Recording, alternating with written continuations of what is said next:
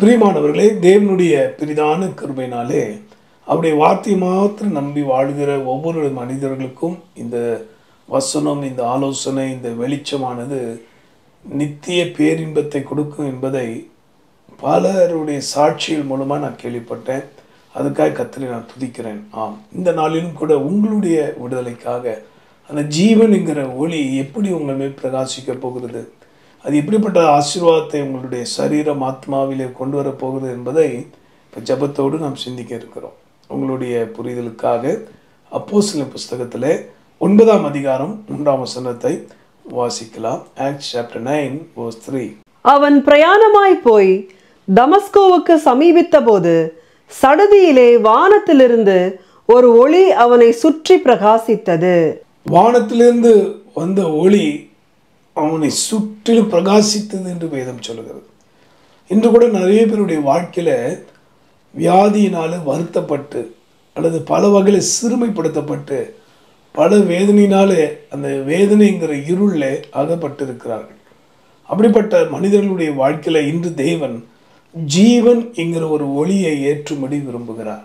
இன்றைக்கு இந்த தேவனுடைய வார்த்தையானது எப்படி இருளை பார்த்து let there be light, there was light ன்னு ஆண்டவர் சொன்னாரோ, வெளிச்சம் உண்டாக கடவுது, வெளிச்சம் உண்டாயிற்று என்று நாம் ஆதியாகமம் புஸ்தகம் 1 அதிகாரத்தில் 4ஆம் வசனத்தை பார்க்குறோம். அதே போல தேவனுடைய வார்த்தையின் ஒளியானது இப்போ ஜீவன் என்கிற ஒளி மரணத்துக்கு எதுவான துக்கம் கொண்டு வியாதி வேதனைப்பட்டு இருக்கிற ஒவ்வொருவரையும் இப்போ சந்திப்பதை நான் உணர்றேங்க. 38 வருடமாய் படுத்த படுக்கையாக இருந்தவனை தூக்கி விடவோ அல்லது அவனை குணமாக்கவோ, அவன் குணமடையணும் எத்தனை பேர் விரும்பினாங்க தெரியல. அப்படி விரும்பியிருந்தால் அநேகர் அவனை விசாரிக்க வந்திருக்கலாம். ஆனால் ஒருவரும் இல்லை. இன்று கூட உங்களுடைய நிலைமை இதுதான். ஆண்டவராகிய தேவன் இயேசு இன்று மனதுருகி உங்கள் ஒவ்வொருடைய வாழ்க்கையிலும் சடுதியாய் ஒரு ஒளி வந்து பிரகாசித்தது போல இப்போ தேவனுடைய சுகமாக்கு வல்லமையானது, அந்த ஜீவனை உண்டு பண்ணுகிற திவ்ய ஒளியானது இப்போ உங்கள் ஒவ்வொரு மேல் பிரகாசிப்பதை நான் பார்க்குறேன். ஆக இன்றே நம்முடைய இருதயத்தில் காணப்படுகிற கோபங்கள், பொறாமைகள், எல்லா விதமான எரிச்சல்கள், கர்த்தருக்கு பிரியமில்லாத குணங்கள் எல்லாவற்றையும் தூக்கி எறிய, ஆண்டவரே என்னை சுத்திகரியும், என்னை விடுவியும், எனக்கு இன்னும் உம்முடைய ஞானம் என்கிற வெளிச்சத்தை தார், உம்முடைய நிதானம், பொறுமை, சாந்தம் என்கிற வெளிச்சத்தை எனக்கு தந்து நோய்க்கு காரணமாக இருக்கக்கூடிய அல்லது அந்த வேதனைக்கு காரணமாக இருக்கக்கூடிய அந்த இருளாகிய குணங்களை, தன்மைகளை விட்டு விலக்கி விடும் சொல்லி ஒரு ஜபத்தோடு இந்த வார்த்தையை நம்பிக்கையோடு கேட்பீங்கன்னா உங்கள் வாழ்க்கையில் சடிதியாய் ஒரு ஒளி பிரகாசிப்பது போல ஒரு அற்புதத்தை ஆண்டவர் உங்களுக்கு நீங்கள் நினையாத நேரத்தில் செய்ய இருக்கிறார்.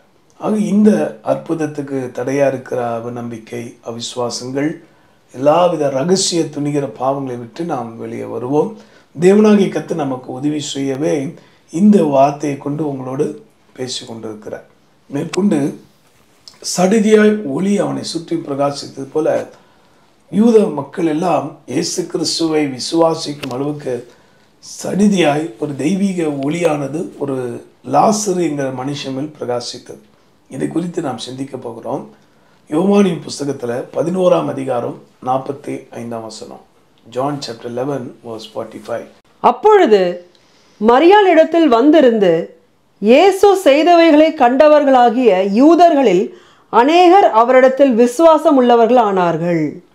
இந்த யூதர்கள் அநேகர் விசுவாசம் உள்ளவர்களாக மாறினாங்க. காரணம் என்னன்னா, லாசர் மரித்து 4 நாள் ஆயிற்று. இயேசு நேசித்த சகோதரன் லாசர் மரித்து போனான். இயேசு மரியாளையும் மார்த்தாளையும் பார்க்க வந்திருக்கிறார் என்ற செய்தி கேட்ட உடனே அங்கே ஊரில் இருந்த அநேக யூதர்கள் ஓடி வந்தார்கள். 2வது, இவர் லாசருவின் கல்லறைண்டை போய் கொண்டிருக்கிறார் என்று கேள்விப்பட்ட உடனே கூடுதலாகவே அநேகர் வந்திருந்தாங்க. அதில் அநேகர் இயேசுவை நம்பி அல்ல, சந்தேகப்பட்டு, 2வது குறை கண்டுபிடிக்க, குற்றம் கண்டுபிடிக்கிற ஒரு பாத்திரங்களாக அவங்க காணப்பட்டதை நாங்கள் பார்க்குறோம். ஆனால் அந்த இடத்துல நடந்தது என்ன, யாரும் எதிர்பார்க்கலை. உடனே இயேசு அதே யோவான் 11:43 சொல்ல, லாசருவை வெளியவா என்று சத்தமிட அவன் வெளியே வருகிறான். மரித்தவன் உயிரோடு வெளியே வந்தான். இதான் சடுதியாய் வானத்திலிருந்து ஒரு ஒளி பிரகாசித்தது என்று சொல்லும்போது அங்கே எல்லாரும் எதையோ நடக்கும் என்று நம்பிக்கையோடு வந்தார்களா என்று சொல்வதுக்கு இல்லை, ஏன்னா குறை சொல்வதுக்கு தான் இன்னைக்கு கூட்டம் நிறைய இருக்கும். அதே போலதான் இன்றைக்கு இயேசு செய்த நன்மையை சொல்றதுக்கு ஆட்கள் இல்லை, ஆனால் தகாதவைகளை அவதூறு பரப்ப எனக்கு ஒரு கூட்டம் இருக்கும். அப்படிப்பட்ட பொல்லாங்கு நிறைந்த மனுஷர்கள் நடுவில் நீங்கள் வாழ்ந்து கொண்டு இருக்கலாம். ஆனால் சடிதியாக ஒரு ஒளி வந்தது போல அந்த இடத்துல சடிதியாக ஒரு அற்புதம் நடந்தது. யாரும் நினையாத நேரத்தில் இயேசு அந்த வார்த்தையை சொல்லி லாசருவை வெளியே கொண்டு வர அங்கே பார்த்தீங்கன்னா யூதர்கள் எல்லோரும் இயேசுவை விசுவாசிக்கும்படி அநேகர் விசுவாசம் உள்ளவர்களாய் மாறினார்கள். இதை கேட்குற அன்பர்களே, இன்று உங்களுடைய வாழ்க்கையில வந்திருக்க நெருக்கடிகள், போராட்டங்கள் இவெல்லாவற்றையும் ஆண்டவர் சடிதியாக மாற்றப் போகிறார். உங்களை விசுவாசிக்கும்படி, உங்களோடு இருக்கிற இயேசு பெரியவர் என்பதை விசுவாசிக்கும்படி எல்லா மக்களும் காணத்தக்கதாக ஒரு அற்புத கிரிகள் உங்கள் குடும்பத்தில், உங்கள் தனிப்பட்ட வாழ்க்கையில் இப்போ நடைபெற போகிறது. ஆகவே நீங்கள் இழந்ததை நினைக்கிற இந்த பொருளாதாரம், நீங்கள் இழந்து நினைக்கிற சில காரியங்கள் எல்லாத்தையும் ஆண்டவர் 1000 மடங்கு திருப்பி தர வல்லவராக இருக்கிறார். நிச்சயமாய் சகலத்தை நீ திருப்பிக் கொள்வாய் என்ற வார்த்தையின்படி தேவன் அன்றைக்கு பார்த்தீங்கன்னா மார்த்தாளுக்கும் மரியாளுக்கும் அவங்க நினையாத நேரத்தில் இயேசு வந்து தன் சகோதரனை திருப்பிக் கொள்ளும்படி ஒரு அதிசயத்தை செய்தார்.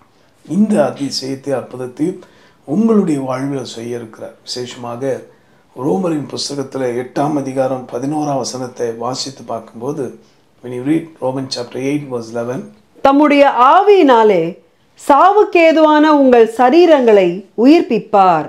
சாவுக்கேதுவான உங்கள் சரீரங்களை தமது ஆவியினாலே உயிர்ப்பிப்பார். இதை கேட்கிற அன்பு சகோதரியே, சடிதியாய் ஒளி வந்தது போல அப்போஸ்தலர் 2ஆம் அதிகாரத்தில் முதல் 3 வாக்கியங்களை இங்கே பார்த்தீங்கன்னா, பெந்தகோஸ்தே நாள் வந்தபோது 120 பேர் மேல் மாடியில் கூடியிருந்தாங்க. அதில் ஒரு நபர் யார் தெரியுங்களா? இயேசுவை பெற்றெடுத்த தாய் மரியாள்.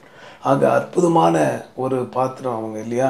அப்போது அங்கே ஒரு சடிதியாக ஒளி வந்து எல்லார் மேலும் பிரகாசித்தது. அது பேர் தான், அந்த ஒளியின் பேர் தான் பரிசுத்த ஆவியாகிய உன்னதமான ஆவியானவர். கடந்து வந்தார். அக்கினிமயமான நாவு, பலவித அற்புதங்கள் நடைபெற்றது. அதே போல் இந்த இடத்துல நம்ம பார்க்குறபடி அந்த ஆவியானவர் தாமே உங்கள் சாவுக்கு ஏதுவான உங்கள் சரீரங்களை உயிர்ப்பிக்க வல்லவராய் இருக்கிறார்.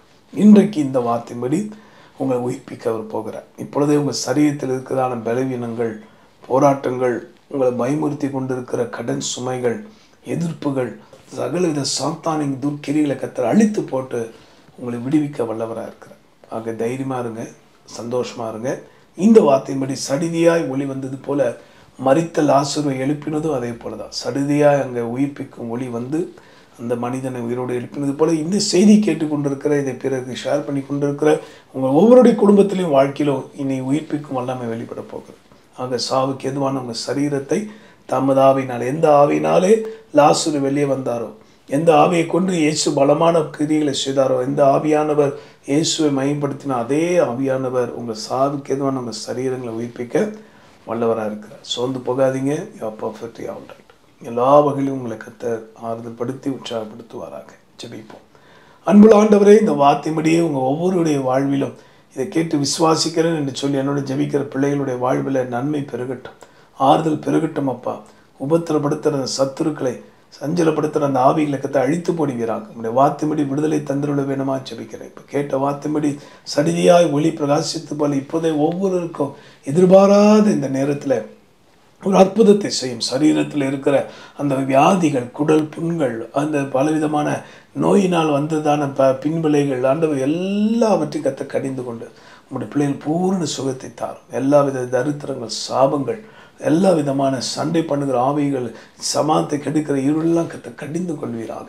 சடுதியாய் இழந்து தவித்ததான லாசருவை திரும்ப சகலத்தையும் திருப்பிக் கொள்வா என்றபடி மாத்தாள் மரியாளுக்கு இறங்கின அதே கத்தர் இந்த வார்த்தை கேட்டு நம்பிக்கையோடு என்னை ஜெபிக்க அத்தனை பேர் மேலும், ஆனால் 120 பேர் மேலே சடுதியாய் ஆவியானவர் இறங்கி வந்தது போல அந்த அக்கினி இப்போது ஒவ்வொரு மேலும் இறங்கி வரட்டோம்ப்பா. இப்பொழுது நோய்கள்லாம் சுகமாகட்டும், பொல்லாத மந்திர தந்திர கிரிகள் அழிக்கப்படட்டும். பிள்ளைகளை விடுதலையாக்கும் அப்பா. கண்ணை வடிக கண்ணீரெல்லாம் தொடங்கி கர்த்தர் நீதி செய்வீராக, நியாயம் செய்வீராக. தகப்பனே, உடைய வார்த்தை நம்பி என்னோடு செஞ்சு ஜெபிக்கிற அத்தனை பேருக்கு அற்புதம் செய்தோம். இயேசு மூலமாக ஜெபிக்கிறோம் எங்கள் நல்ல பிதாவே. ஆமென். கர்த்தர் உங்கள் ஒவ்வொருவரையும் அமிர்தமாய் ஆசீர்வதிப்பாராக. பிப்ரவரி 24ஆம் தேதி நாம் light of the world ministry 28 ஆண்டுகள் பூர்த்தியாகி நாம் புதிய ஆண்டுக்குள்ளாக செல்ல இருக்கிறோம். ஜெபியுங்கள். தொடர்ந்து இந்த பாரமுள்ள தரிசன ஊழியத்தை தாங்க முன் வாருங்கள். கர்த்தர் உங்களையும் உங்கள் குடும்பத்தை அபிரிதமாய் ஆசீர்வதிப்பாராக. God bless you.